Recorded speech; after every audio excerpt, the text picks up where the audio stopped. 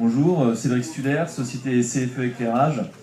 Nous, on a un organisme de formation spécialisé en éclairage auprès des professionnels en France.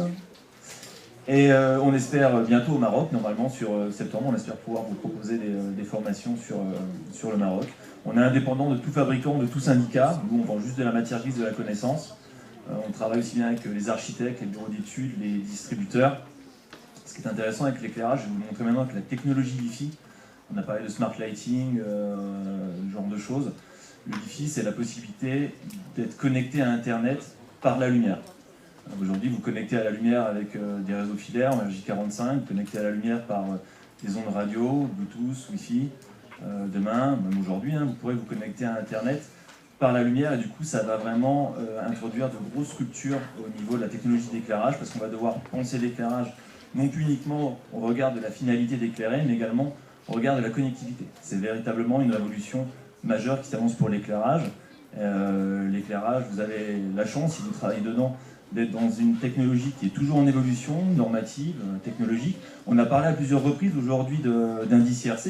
Aujourd'hui, l'indice IRC, c'est un indice qui n'est pas adapté pour la LED. C'est un indice qui va disparaître, un indice qui va être remplacé, et il se passe toujours des choses dans l'éclairage.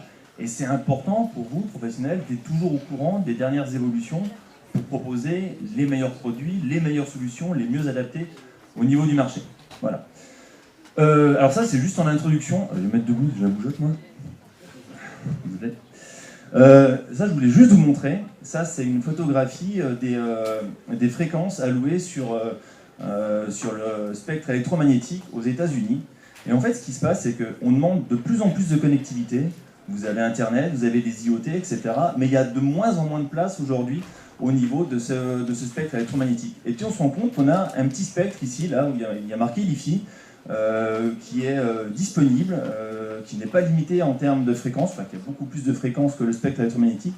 Et c'est ce qui va faire un des intérêts majeurs également de ces technologies. Aujourd'hui, on est à la veille de ce qu'on appelle un crunch spectral, c'est-à-dire qu'il faut imaginer que les spectres électromagnétiques, c'est comme un gâteau. À chaque fois qu'il y a une fréquence qui est allouée, 3G, 4G, demain la 5G, c'est une part du gâteau qui s'en va, et au bout d'un moment, il n'y a plus de gâteau, quoi.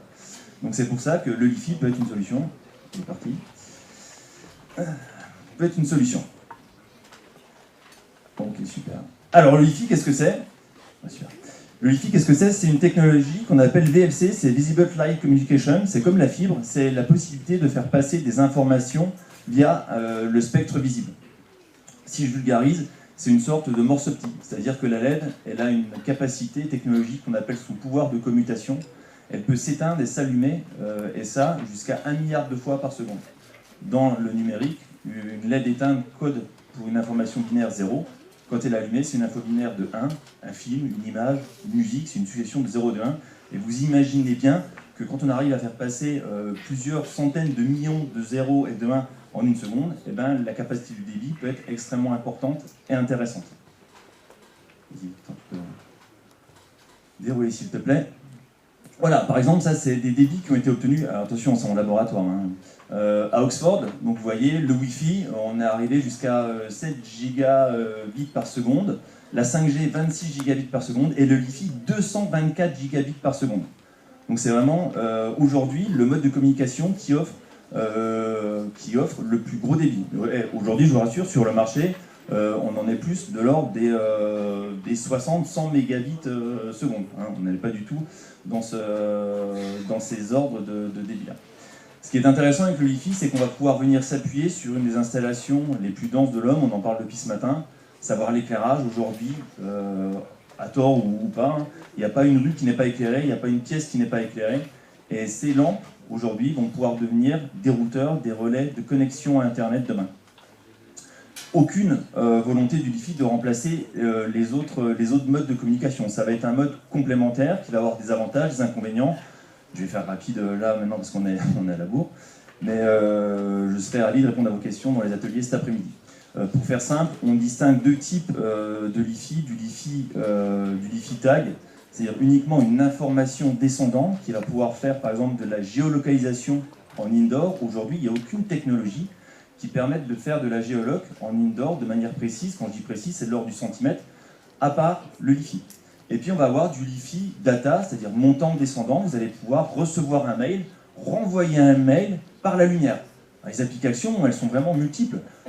Aujourd'hui, on va voir, il y a les hôpitaux, il y a tout ce qui est l'aéronautique, il y a tout ce qui est les grandes surfaces d'achat qui sont très friands de ces technologies.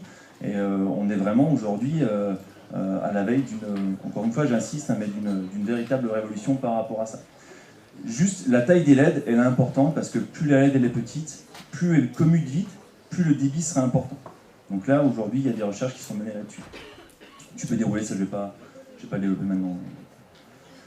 Donc voilà, principe de fonctionnement, très rapidement, ouais, je peux rester là-dessus. Ça par exemple, vous avez un projecteur Li-Fi, et ce qui est intéressant de voir, c'est la connectique en RJ45. Aujourd'hui, du moins demain, ce type de produit, quand vous allez l'installer, quand il sera installé, avec le câble RJ45, non seulement vous allez pouvoir emmener le réseau de puissance, Cisco a sorti un protocole RJ45 en PoE jusqu'à 64 watts, vous allez pouvoir alimenter votre spot, mais en plus de l'alimenter, vous allez pouvoir apporter la data.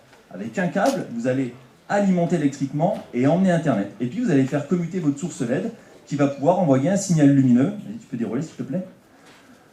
Aujourd'hui, vers une espèce de grosse clé, merci, une grosse clé qu'on appelle un dongle. Alors aujourd'hui, le challenge du Li-Fi, c'est l'augmentation des débits et la miniaturisation de ce dongle-là. Il faut que vous imaginiez qu'il y a 3 ans, ce dongle-ci, il était gros, mais comme un gros projecteur. Donc on a vraiment, du moins les fabricants ont vraiment fait des efforts considérables sur l'augmentation des débits, petit 1, et sur la miniaturisation des dongles. Le challenge, c'est de faire rentrer ça dans les smartphones et dans les ordinateurs. Aujourd'hui, juste pour information, tous vos smartphones que vous avez ici sont tous compatibles Li-Fi montant, descendant. Il est évident que Huawei, Samsung et Apple, ils travaillent activement sur cette technologie. Vous pouvez recevoir un signal Wi-Fi. Aujourd'hui, il n'y a pas de source qui vous permette de le générer, donc la question ne se pose pas, mais vous pouvez recevoir un signal Wi-Fi et vous pouvez également, avec la LED de votre flash, qui a des applications, envoyer un signal Wi-Fi également. Voilà, je le fais très simplement. Là, j'ai ma source qui est ici, elle est connectée au réseau de distribution et à Internet, elle commute, la donnée est véhiculée par l'espace, réceptionnée par un photodétecteur, redécodée, et puis l'information est passée. On passe là-dessus. Les applications. Ah, les applications, voilà, ça va être intéressant. 3 types d'applications très concrets.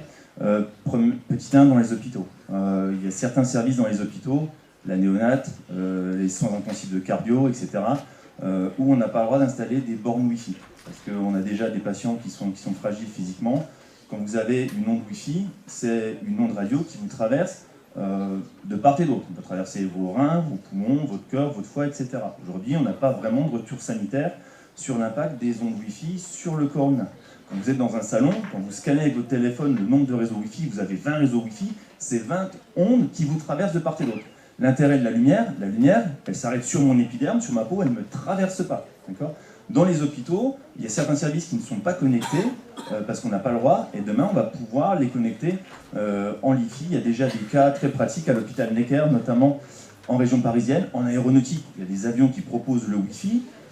Les ondes radio, c'est pas top pour les sondes phyto. Demain, il y a l'ATCOR qui a présenté au dernier salon du Bourget le premier avion équipé avec la technologie Wi-Fi. Les petites liseuses qui vous éclairent aujourd'hui, demain elles vous éclaireront, elles vous permettront de recevoir et d'envoyer des mails de à 10 000 mètres d'altitude dans l'avion. Et puis dans la voiture intelligente, ça c'est intéressant également, le temps de latence du Li-Fi,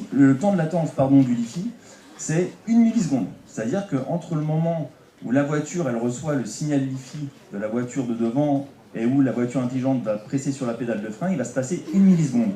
Nous, êtres humains, concentrés à jeun, on a un taux de latence de 400 à 500 millisecondes. On est très faillible. Donc là, on a une technologie qui permet de diviser le temps de latence, le temps de réaction, on le divise quasiment par 500. Donc c'est vraiment colossal. Et pour avoir discuté avec les ingénieurs de Renault qui font tourner des protos sur des circuits, ils disent, les deux voitures, on les voit, elles se suivent, mais on a l'impression qu'elles marchent exactement en même temps, elles s'arrêtent en même temps, tout est parfait, tout est nickel, quand il fait beau. On ne sait pas ce qui se passe quand il va se mettre à neiger, quand il y aura du brouillard, ou si par exemple je suis allé faire avec mon 4x4 me balader dans la montagne, et puis que j'ai mis de la boue malheureusement sur mon détecteur Li-Fi, comment ça va se passer de manière très pratique. Mais on sait qu'on a une technologie qui permet de diviser par 100 et par 500 le temps de réaction. Donc vraiment c'est quelque chose qui est extrêmement privilégié aujourd'hui dans le cadre de la recherche. Là c'est ce que j'ai déjà dit tout à l'heure sur l'aspect pédiatrique. Les avantages du Li-Fi, très rapidement, ultra rapide, aujourd'hui non. En théorie pratique en labo, oui, 224 gigabits par seconde, ça c'est certain, on les a eu. D'un point de vue commercial, 60, 100 mégabits seconde, Signify a priori va présenter des choses de Light and Building de Francfort, ça va être de l'ordre de 120 mégabits seconde. Technologie non invasive, ben oui, effectivement, on n'est pas traversé par ces ondes-ci. Et puis aussi la sécurité. La sécurité, le réseau Wi-Fi, c'est le réseau le plus facilement piratable. La technologie Wi-Fi, si vous n'êtes pas, vous, physiquement dans le cône de lumière, vous n'avez pas accès à ce qu'on appelle au dernier mètre de connexion. Soit vous êtes avec moi sous la lumière, soit vous n'avez pas la possibilité de recevoir l'information. Et tout ça, c'est vraiment un argumentaire extrêmement important. Par exemple, la Société Générale, sur Quartier de la Défense, qui a équipé certains bureaux d'opérations bancaires sensibles qui sont équipés en Wi-Fi. Ça fait que si le collaborateur n'est pas physiquement au bureau, il n'a pas accès au dernier mètre de connexion. Les défis du Li-Fi, parce qu'il y en a quand même. Alors, bon, il va y avoir la notion de service qui va être attachée à l'éclairage, mais bon, là, pareil, je ne vais pas le développer ici. C'est surtout un problème de normalisation. Tu peux aller au suivant. Aujourd'hui, je prends l'ordinateur, je me connecte ici en Wi-Fi, en Bluetooth, il n'y a aucun problème. Je vais en France, je vais à Shanghai, je me connecte, il n'y a aucun souci parce que le protocole est normé par ce qu'on appelle l'I3E, c'est une instance américaine qui norme les protocoles de télécommunication. Et la norme du Li-Fi est attendue par l'I3E en mai de l'année prochaine. Donc c'est demain. Et ça va être le premier coup de semonce qui va faire que le Li-Fi va commencer à rentrer dans la sphère publique, va se généraliser. Et puis quand d'un seul coup, les fabricants de smartphones vont commencer à communiquer en disant bah voilà, nous on a un smartphone 100% Li-Fi, les gens vont se dire qu'est-ce que c'est? Internet par la lumière, c'est génial, j'en veux, comment ça se passe, où je l'achète, quelles sont les applications demain? C'est impossible à prévoir. C'est comme si dans les années 90, quand il y avait les premiers téléphones portables, je ne parle pas de smartphone, premiers téléphones portables, il y aurait quelqu'un qui aurait dit ah, vous allez voir, dans 10 ans, il va y avoir un truc qui s'appelle Facebook, Twitter, ça va tout révolutionner, etc. etc. Ben, le Wi-Fi, c'est pareil. Aujourd'hui, on sait qu'il y a quelque chose qui va se passer. Par contre, en définir l'ampleur, c'est compliqué. Et dans le Wi-Fi, on dit le marché potentiel du Wi-Fi à l'échelle mondiale, on l'évalue entre 1 et 200 milliards de dollars. C'est une blague, mais c'est pour vous dire qu'aujourd'hui, on ne sait pas ce que ça va donner, à quelle échéance ça va se produire, mais on sait en tout cas que c'est quelque chose qui va sortir. Et pour conclure, voilà, c'est une technologie disruptive majeure, effectivement. L'éclairage n'aura plus pour unique vocation que d'éclairer, elle va également connecter. Potentialités de marché, elles sont dures à prévoir, mais on les imagine relativement grandes. Et puis il y a juste un petit point qui reste en suspens, c'est la normalisation, mais encore une fois, en mai 2021, l'I3E va publier le protocole. Et puis, je pense que c'est quelque chose que vous allez entendre parler dans les années à venir, ça c'est certain. Merci de votre attention. Merci Cédric. On va passer à Faoud El Anouch, FE Design Consult.